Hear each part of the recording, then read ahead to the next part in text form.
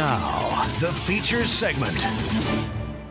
All right, so let's talk about Julia Child. That might caught people off guard a little bit, the Julia Child Guide to Internet Business. But, you know, I'm sure a lot of people listening to this have at least heard of the movie out called Julie and Julia. And, I mean, to be honest, I was like, well, I don't know, maybe I'll see it sometime. But I wasn't like, cooking movie, whatever, you know. Yeah, me too. Not my, yeah, you know, some people love to cook. Some people love food. It's not necessarily my thing. But, you know, on the plane back, you try to anesthetize your brain with whatever. And like after 2 weeks and 3 extra days and the fiasco that I already talked about earlier, like the last thing I wanted to do was like do work or listen to business related stuff. I was just like, man, I am ready to tune out and get this 5-hour flight over. So, you know, we paid for the direct TV that you get and watch movies. And the first one we tuned into, because it was one we hadn't seen, was Julie and Julia. I was like, well, let's give this a try.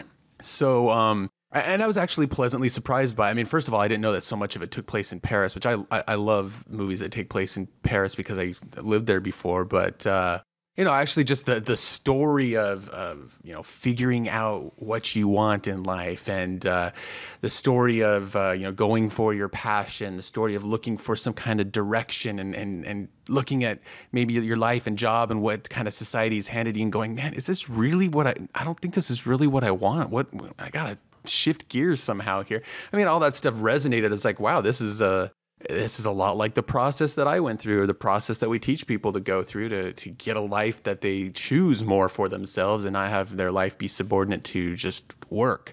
And so a lot of themes, like immediately, because early on, you know, they've, you know, I guess just to summarize the plot if people haven't seen it, you know, Julia Child, very famous chef, and had TV show, book, and you know, apparently changed American cooking. And then this woman, Julie Powell, I think was her name, who was working a 9-to-5 job and just kind of like, wow, I need something else to be excited about, and decided to write a blog because one of her friends had just sold her blog to a network or something. And the idea of her blog for a book, or I can't remember what. And so she's like, well, I can do that. And so, you know, she starts going through niche selection process, you know, and I was like, and immediately like this little light bulb went off. I'm like, this is interesting. This is like watching, this is a very familiar process here. And so the rest of the movie I'm watching like with that idea in mind. And then I'm also thinking, oh, I bet Sterling would like this movie because I know you like movies about, you know, success and striving for success and what you want and you know, things like that. And so all these little themes stuck out, and that's why I bounced the idea off of you. Is like, let's do an episode about,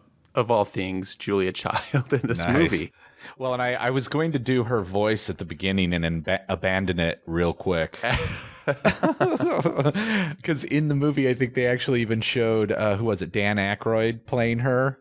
Oh, yeah. And I was like, I can do that voice. And then I was like, no, I don't think so. Maybe if you had, you know, a gigantic goose in front of you that you were like slicing open, that might inspire you to... Yeah, exactly. But okay, so here, let's see. We've got 1, 2, 3, 4, 5, 6 themes that we picked out of this movie. Things that that stuck out, and you know, these are just consistent principles that, when applied, they absolutely work and help you reach, you know, goals or increased happiness, increased freedom, increased success, however you define those things for yourself. And you know, you see this played out in the movie. So, you know, we recommend that you watch the movie if you haven't, just to kind of watch for these themes. But let's go ahead and talk about the first one. And that is consistency. Oh, I guess I didn't finish describing the plot. So Julie Powell decides, okay, well, I'm going to write a blog, and you know, her and her husband are sitting there, and like, okay, well, what do you like? And you know, she's like this, that, and the other. And like, oh no, I can't write about that. No, I can't write about that. And they're sitting there eating this delicious meal that she just made. And then finally, her husband's like, well, what about cooking? And for a second, she's like, well, I'm not that great of a cook, not like Julia Child or whatever. And then all of a sudden, this light bulb goes off. And of course, in the condensed time frame of a movie, all this happens in like a 2-minute time slot, right? Where sometimes it can take a week or two or a few weeks to like really go through the process. And what about this? What about that? And find the thing that you want to try. But, you know, she decides, okay, I'm going to cook my way through the Julia Child cookbook, and I'm going to blog about these 500 plus recipes, and I'm going to do it in 365 days and blog about the experience because I love to cook, and you know, maybe somebody will connect with what I have to say. Okay, so there's the plot. And so the point number one that immediately stuck out to me was, well, you know, I'm actually going to reorder these from the way I have them written down here. in our notes that we're looking at. Let's talk about the passion thing first, because that's really kind of where it starts out. And I know we talk about this a lot, and going for your passion, being deliberate about your lifestyle, not just settling for what these these prescribed beliefs that society hands to us about life and money and what it's all about.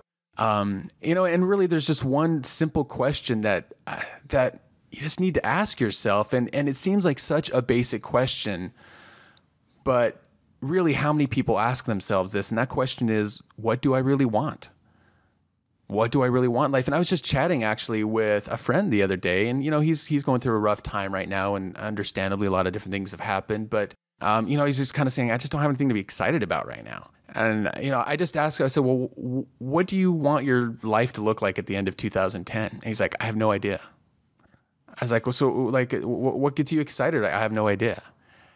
And I was just like, wow, like, it's just a simple question. What do you really want? But I wonder if I went out on the street, below where I live here in Portland and started, I don't know, stopped 100 people and asked them, what do you really want in life? It'd be interesting, to see what the answers are. And I imagine most people would give an answer, but it'd probably be something, just very basic, basic family survival. Happiness. And it's like, survival. Yeah, exactly. Well, I just want to be able to pay my bills. I don't know, things like that. But it's like, how many people really have something? And I had the opportunity to see lots of friends and actually meet a lot of people over the holidays. And something I've noticed when I'm meeting someone, like one of the default things I go to asking people a lot is, what do you really want? I mean, I don't know if I phrase it that way, but essentially I like to see, like, what do people say? And I'm like, you ask the usual questions. Oh, what do you do?